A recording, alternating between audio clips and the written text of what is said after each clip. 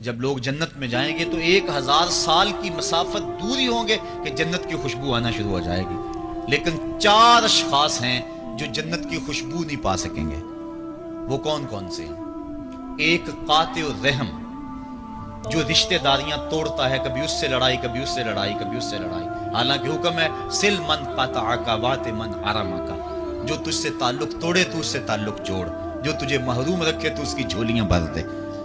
تو جو رشتہ داریوں کو توڑتا ہے، مقدس رشتوں کو پامال کرتا ہے، بلکہ والدین کے حوالے سے یہ بات بھی سن لیں، بعض اوقات والدہ اپنی بہن سے ناراض ہو جاتی ہے، باپ اپنے بھائیوں سے ناراض ہو جاتا ہے، تو اولاد کو کہتا ہے کہ نہ ملنا، اپنے جو ہے وہ چچا تائے سے نہ ملنا، ماں کہتی ہے اپنی خالہ سے نہ ملنا، تو اب کیا حکم ہے، ملیں کہ نہ ملیں؟ تو علماء نے اس پہ گفتگو فرمائی ہے کہ قطع رحمی حرام ہے، اور ماں قطع رحمی کا حکم دے رہی ہے، کہتی ہے، اور بندہ سوچتا ہے، بچہ سوچتا ہے کہ میری خالہ تو میری ماں کے پیچھے، میرے چچا میرے تائے تو میرے باپ کے پیچھے ہیں، جب باپ نہیں ملتا تو میرے کیا لگتے ہیں، جب ماں نہیں ملتی تو خالہ اور ماموں میرے کیا لگتے ہیں؟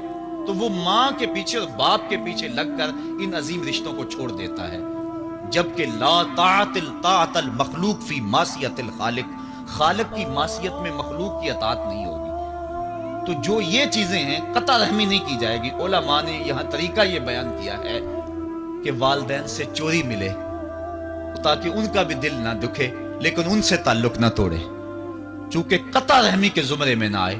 تو 4 اشخاص ہیں قیامت کے دن جو جنت کی خوشبو بھی نہیں پائیں گے، ان میں سے قطع رحمی کرنے والا، دوسرا بوڑھا زانی، اور تیسرا تکبر کی وجہ سے ٹخنوں سے نیچے شلوار لٹکانے والا، اور چوتھا والدین کی نافرمانی کرنے والا۔ حضور فرمایا یہ 4 اشخاص ایسے ہیں کہ جو جنت کی خوشبو بھی نہیں پائیں گے۔ اور ایک اور 4 اشخاص کی کہانی سنو۔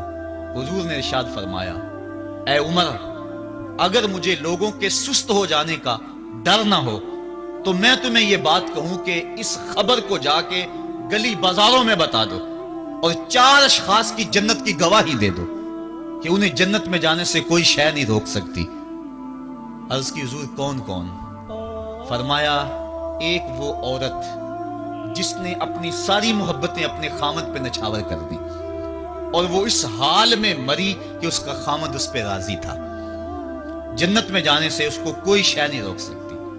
اور دوسرا وہ شخص جس کے بچے زیادہ ہیں، ذرائع آمدنی تھوڑے ہیں، لیکن اس نے اپنے بچوں کے پیٹ میں حرام کا لقمہ نہیں جانے دیا، محنت کرتا رہا، اوور ٹائم لگاتا رہا، مزدوری کرتا رہا اور اپنے بیٹوں کے لیے رزق حلال کی تلاش میں رہا۔ وہ بوڑھی کمر پہ بوریاں اٹھا اٹھا کے کام کرتا تھا اور اپنی کثیر اولاد کی پرورش کے لیے اس نے محنت بلی کی اور ان کو حرام کا لقمہ نہیں کھلایا۔ فرمایا قیامت کے دن اس کو بھی جنت میں جانے سے کوئی شے رکاوٹ نہیں پیدا کر سکتی۔ اور تیسرا حضور نے فرمایا وہ شخص کہ جو اپنے والدین کے ساتھ حسن سلوک کرے اور اس کے والدین اس پہ خوش ہوں، اس پہ راضی ہو جائیں۔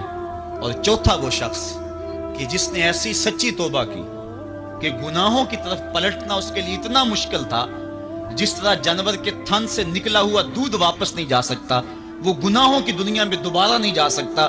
تو یہ فرمایا یہ 4 شخص ایسے ہیں، عمر اگر اس بات کا ڈر نہ ہو کہ لوگ سست پڑ جائیں گے تو ان 4 اشخاص کے بارے میں شہادت دے دو کہ یہ دنیا پہ چلتے پھرتے جنتی۔ تو ماں باپ کی خدمت کرنے والا، ماں باپ کو راضی رکھنے والا یقیناً اللہ کی نعمتوں کا حقدار ہے۔ وہ بدبخت ہیں بیٹے جو ماں باپ کو راضی نہیں رکھتے۔ اللہ کے حبیب صلی اللہ علیہ وسلم کی خدمت میں ایک شخص حاضر ہوا اور اس نے اذن جہاد طلب کیا، حضور میں جہاد پہ جانا چاہتا ہوں، مجھے اجازت مرحمت فرمائیں۔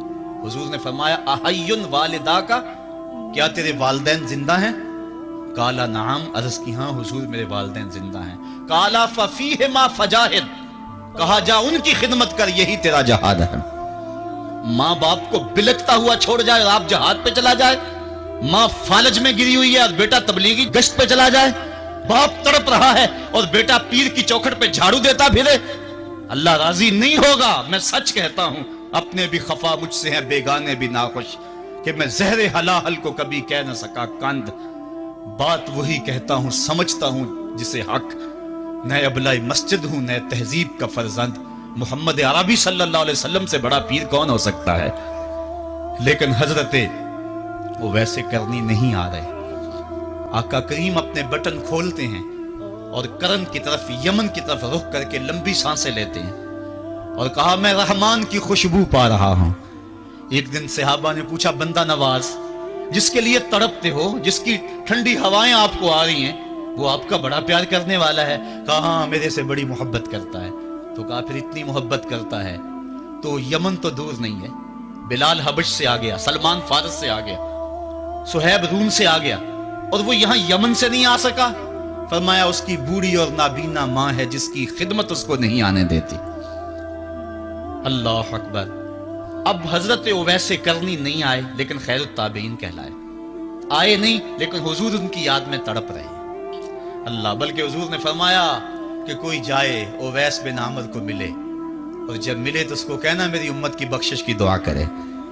جو ماں باپ کی خدمت کرتا ہے اس سے ثابت ہوا اس کی دعائیں قبول ہوتی ہیں۔ میں نے ایک روایت میں پڑھا ہے کہ جو آدمی روزانہ اپنے والدین کے لیے دعا کرے، والدین زندہ ہوں تب بھی، والدین فوت ہو گئے ہوں تب بھی، یہ عادت بنا لے، روزانہ ماں باپ کے لیے دعا کرے، ساری زندگی اس کے رزق میں بے برکتی نہیں آئے گی، اللہ اس کو رزق کی فراوانی عطا کر دے گا۔ اور جو والدین کے لیے دعا نہیں کرتا اللہ تعالیٰ کی رحمتوں سے محروم ہو جاتا ہے۔ حضرت ابو ہریرہ رضی اللہ تعالیٰ عنہ جب بھی ہاتھ اٹھاتے تھے تو یہ دعا کرتے تھے، اللہم اغفر لأبی ہریرہ ولأمی ولمن استغفر لہما، اے اللہ ابو ہریرہ کو بخش دے، حضرت ابو ہریرہ کی ماں کو بخش دے، اور قیامت تک جو ہم دونوں کے لیے بخشش کی دعا کرے اس کو بھی بخش دے۔ حضرت امام محمد بن سیرین ایک بزرگ ہوئے تابعی، جب بھی دعا کرتے تھے یہ دعا ضرور کرتے تھے، اے اللہ ابو ہریرہ کی بخشش کر دے۔ کسی نے کہا کہ تمہیں ابو ہریرہ رضی اللہ تعالیٰ عنہ ان کی ماں سے بڑی ہمدردی ہے؟ کہا ان سے جو ہمدردی ہونی ہے وہ تو ہونی ہے۔ انہوں نے کہا ہوا ہے اللہ ابو ہریرہ اور ان کی ماں کو بخش دے، جو ان کے لیے دعا کرے اس کو بھی بخش دے۔ تو میں دعا کر کے اپنی بخشش پکی کر رہا ہوں۔ تو والدین کے لیے دعا کرنا اللہ کی رحمت کو دعوت دینا ہے۔ تو فرمایا کہ جاؤ اویس بن عامر کو جانا اور جا کے اس کو میری امت کے لیے دعا کا کہنا۔ حضرت سیدنا عمر فاروق حضرت علی المرتضیٰ گئے، جا کے ڈھونڈا، تلاش کیا، اویس بن عامر ملے، حضور کا سلام کہا، بس پھوٹ پھوٹ کے رونے لگے۔ کہا بتاؤ میرے رسول کے لبوں پہ میرا نام کیسے آیا تھا؟ حضور میرا جب تذکرہ کرتے تھے کیسے کرتے تھے؟ یہ درد دیکھا تو بولے کہ کیا آپ اتنی محبت رکھتے ہیں تو پھر ملنے کیوں نہیں آئے حضور کو؟ اتنا جو پیار رکھتے ہیں تو زیارت کرنے کیوں نہیں آئے؟ تو حضرت اویس کرنی نے بات کے رخ کو بدلا، کہا تم نے میرے رسول کو دیکھا ہے؟ تم نے میرے رسول کی زیارت کی ہے؟ کہا ہاں ہم تو صبح و شام وہاں رہے ہیں۔ کہا پھر بتاؤ حضور کے یہ ابرو جڑے ہوئے تھے یا کھلے ہوئے تھے؟ اب دونوں حیران ہو گئے۔ کہا تم نے تو دیکھا میں نے تو دیکھا نہیں، تم بتاؤ نا، پھر میں تو گیا نہیں، مجھے کہتے ہو گیا نہیں، تم بتاؤ حضور کے ابرو جڑے ہوئے تھے یا کھلے ہوئے تھے؟ حیران ہیں۔ کہا حضور آپ ہی بتلائیے۔ کہا کوئی دور سے دیکھتا تو جڑے ہوئے نظر آتے، قریب آ کے دیکھتا تو کھلے ہوئے نظر آتے۔ یہ وہ ہے جو ماں کی خدمت کرتا رہا اور حضور کے دربار میں حاضر نہیں ہو سکا، لیکن حاضری اس کی تھی، وہ جہاں بھی تھا وہ نبی کے قرب میں تھا۔ تو اس لیے ماں باپ کی خدمت اتنا بڑا وظیفہ ہے۔ حضرت بایزید بستامی کہتے ہیں میں نے حق معاف کروا لی اپنی ماں سے، کہ ماں تیرے حق ادا کروں یا اللہ کے حق ادا کروں؟ تو مجھے اپنے حق معاف کر دے، میں اللہ سے اپنے حق معاف کروا لیتا ہوں، اپنی اللہ کو راضی کر دیتا ہوں۔ جنگلوں میں گھومتے رہے، 12 سال بیت گئے، ایک دن دوبارہ آئے، بستام کی سمت سے گزرے، خیال آیا چلو ماں کو سلام کر جاؤں۔ تہجد کا وقت تھا، رات کا وقت تھا، دروازے پہ کھڑے رہ گئے کہ میری ماں سوئی ہوگی، میں نے کبھی کوئی خدمت نہیں کی ماں کی، تو اب اٹھا کے تکلیف کیوں دوں؟ ساری رات کھڑے رہے۔ جب تہجد کا وقت گزرا تو نالی سے پانی آیا، سمجھ گئے کہ میری ماں تہجد کے لیے اٹھی ہے، دروازے کے قریب ہو گئے تو ماں نے ہاتھ اٹھا لیے، کہا اللہ میرا بیٹا بایزید تیری طلب میں نکلا ہوا ہے، میں نے اسے اپنے حق معاف کر دیے، تو اس کو اپنا وصال عطا کر دے۔ حضرت بایزید دروازہ کھٹکھٹانے لگے اور ماں کے قدموں میں لپٹ گئے اور رو کے کہنے لگے جس رب کو میں جنگلوں میں تلاش کرتا ہوں وہ تو رب میری ماں کے پاس ہے۔ تو ماں کی دعاؤں میں اللہ کی رضا ہے، ماں راضی ہو جائے تو سمجھ لو خدا راضی ہے۔